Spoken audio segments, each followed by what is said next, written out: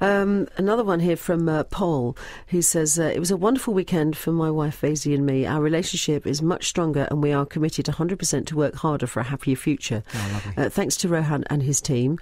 P.S. I was so uplifted I forgot to go to work on Monday morning. You were too loved up. Come on, let's be true about that. Some action went down maybe Sunday night. How good. Well, thank you for sharing that. And it's important to share things with people, you know, the way you feel and to be honest, isn't it? And sometimes that's not the easiest thing. No. And I mean, I had a rule. I studied very hard. I got my PhD, and my rules were that you had to follow a certain education system, work hard for many, many years, and hopefully that will take you to the level of career and success that you want.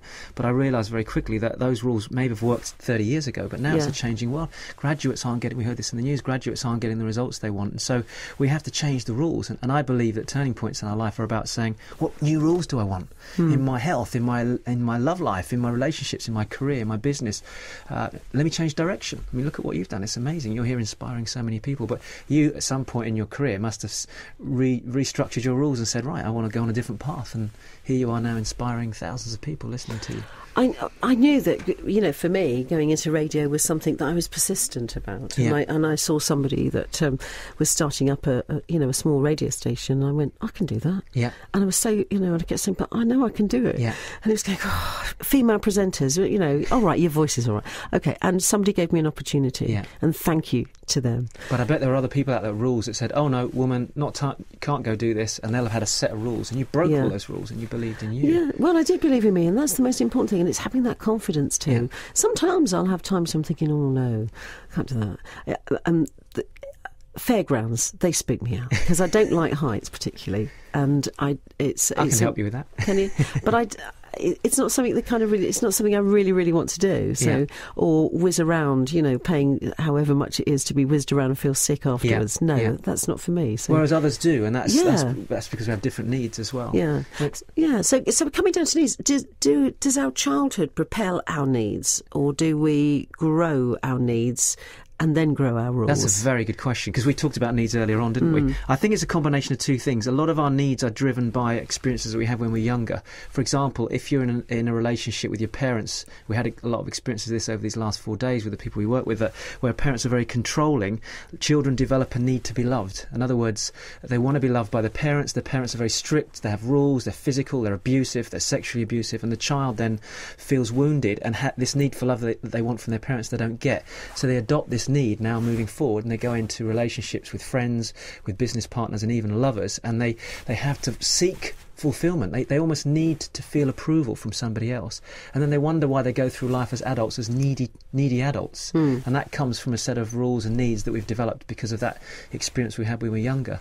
So I mean, if anybody's listening to this and they've got some rules they're not sure about, feel free to ring in, and we can help them maybe adjust those a little bit. It can be done very quickly, actually.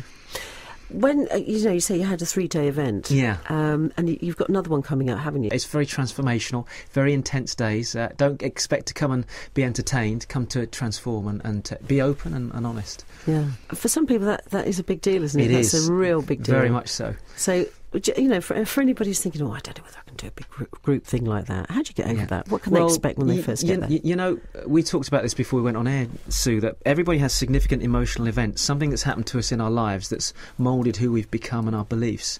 And the environment of a seminar, which a lot of people think, that's all American rubbish and it doesn't work. Actually, it's a place to come and just be yourself. You sit in an environment with lots of people around you, but when the time is right, you may find somebody else to connect with, and some people just stick their hand up and they ask me to work with them live in front of the audience, and big transformations occur when that happens. So it's a safe environment to explore yourself, I would say that, but be open to going through some pretty big changes. One here, Lisa. Hi Sue, I too was privileged to attend Ronan's first Turning Point event last weekend. He has such a passion for helping others and changing people's lives for the better. Wow. On a personal note, he helped me look at my rules surrounding love and wealth, and I can honestly say that I haven't felt as good as I do now for a long time. I know that this is going to be the start of something good for a lot of people. Fantastic. That's good. All right. Well, I mean, the book, it sounds wonderful. You know, everybody being together and feeling fabulous, and you know, a bit kind of too good to be true in some respects. You've done a book, and obviously it's done well because you're getting number one in those Amazon charts. Categories, yeah. Yeah, in those categories. But what about if you're a business person who's scratching your head? Because there must be so many people like that in small business going, ironically, help! Yeah. I mean, just to add that, I would say 90% of the people there this weekend were actually entrepreneurs, ironically, because we did a poll on this first day. And I think if you're listening to this right now and you're looking for a turning point and you're frustrated in your business and it's not working the way you want it to go, chances are you need to go back and look at the values and how you're operating in your business. So what we typically do is say to people, wherever you're feeling a block in your life, there are certain questions you need to ask yourself. And if you're listening to this right now and the business isn't going ahead at where you want it to go, the first question is, where do you want it to go, and what do you believe the block is? And so if it's not just about everyone feeling great, it's actually about going through some pretty big emotional shifts to move forward. I say it's a no BS experience. It's sit down, where are you at right now? Where do you want to get to? Let's deal with the issue and no messing around. And yes, there's some great experience emotionally after it, but to go through the change, there's a big release. And we had some very successful entrepreneurs there who were doing okay in their personal lives. Their business life was struggling, but the two cross over. So it's learning to understand the dance between business and pleasure. We're in a busy world and most people don't understand how to do that. Aren't we just in a busy world? And in some degrees, and I've said this before, and people go, here she goes again on with the screens. But, everybody's got a screen in front of them and we're not really retaining, are we, That's any so longer? True. And I find that worrying. Are our children of the future to be just not retaining things, just needing to know things and asking questions, and only wanting to know that's something at that moment? Yeah, and there's all this information flashing in front of them, TVs, computer games, even mobile phones. I see kids now with mobile phones and all this stuff. Yeah. And I think, the message to those of you listening right now, if you are in a place of change, is just for a moment, take a breather and live in the moment, like Sue's saying. Be present in the moment. Enjoy the learning experience of this moment now. All right, well, we've got the phone lines open. Molly is on the telephone. Hello, Molly. Hello, Sue. Hello there. You're through to Ronan. What's your question? My question is, why is it that someone that you don't know you can suddenly meet? Hang on a sec, Molly. I think I need you to ask you to turn your radio down. If you wouldn't mind just doing that, because it's making what we call a feedback noise and we can't hear you properly. So if you wouldn't mind just turning your radio down, would that be possible? Yes, I've done it. Thank you very much. All right, okay. Just stay there, because I'm going to see what's happening on the roads and then we'll come straight back to you, all right? Thank you, Sue. Thank you. Sue Martin's big night in. Dr. Rohan Wirsing here on in the studio, and Molly on the phone. Hello, Molly. Hello, dear. Hi, Molly. It. We've got you a bit clearer now. What's your question? Well, it was, I've always been fascinated by the fact that someone that you don't know, never seen before, that you can look at them and hate. If someone else, you look at the same thing, you could know your life down. What happens to you? All right, okay, so you're saying that, what happens, you see somebody, you don't know them at all, but you just seem to dislike them. Yes. Yeah. Is that something that you experience? Yes, I have experienced it. Okay.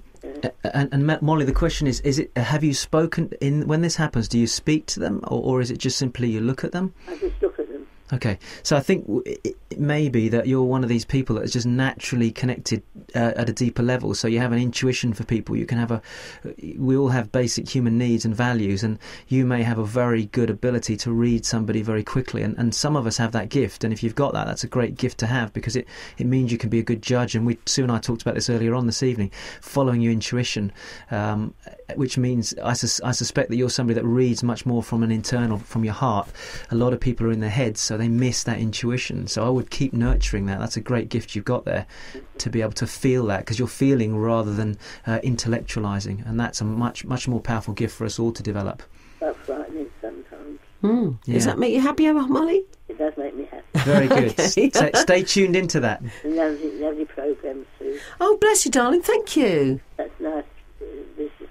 Good. All right. Well, Dr. Chris coming up later. We, as long as you haven't got any biodiversity or E. coli viruses or any bugs like that, you haven't, have you? I hope not. No, exactly. Us women are hardy. We must stick together. Thank you, Molly. Thanks, Take care. Molly. Bye-bye. Bye-bye. It is one of those, again, going back to that instinct, and how many times do you kind of go, and you're going, how can you tune yourself to trust your instinct? That is about what we talked about earlier on, and that's about taking a moment to just pause and switch off. I mean, if you're listening to this right now, don't turn it down now in your head, but you can turn the volume down in your ears. And an exercise we did a lot this weekend with people is even thinking about business, was to say, right, close your eyes, take a deep breath, and as you're breathing in, if you're doing it now, start to listen to the voice that's inside you and listen to your body's reaction. Your body will literally get stronger or weaker when it thinks about something that is right for you or wrong for you. It's that feeling of slightly feeling sick or nauseous or a weakness in your muscles. Maybe some people go to the toilet or they feel a twinge, they need to go for a wee or whatever. All those things are your body saying, there's something not right here, or there's something absolutely right here. And we forget to listen. We're in such a busy world. We just literally forget to listen to the inner voice. We're only listening to the external stuff. And a lot of it's crap. It doesn't serve us. So we have to switch that off, take a deep breath, and even go for a walk, and just, even if you're listening to this, you're in a job and you're not sure if to stay in that job, or you're in a business and you've got to make a business decision, follow your intuition. Listen to what's going on inside. And 99% of the time that's correct. Your body doesn't lie. Your heart doesn't lie. But your head will argue with you sometimes. Correct. Yeah, and that's the logic. And that's where you have to... There's a point between logic and intuition where... I mean, we talked about this earlier on with relationships. It might be a great person that you're with. You're having dinner with this guy. He seems amazing. You date for 2 or 3 weeks, a month or two, and your head's telling you, this seems like a good relationship and it could go somewhere, but there's something in your heart that says... I don't know. I don't feel he's committed to me or she's committed to me. There's something inside me that doesn't feel right. And unless you communicate that through your head to that other person, what will happen is you'll go down a path which doesn't serve either of you. And then the relationship breaks up in 6 months, 12 months' time. And you say to yourself, I knew that from the start. And you wasted all that time. I knew that. I just had a feeling about this. That's the thing. That's that feeling you've got to go with. Business, money, relationships, health, whatever it is. It's intuition. All right. Well, keep it coming here, please. We're going to have a little bit of music. This is Brooks Fraser and Something in the Water. You can't blame that either.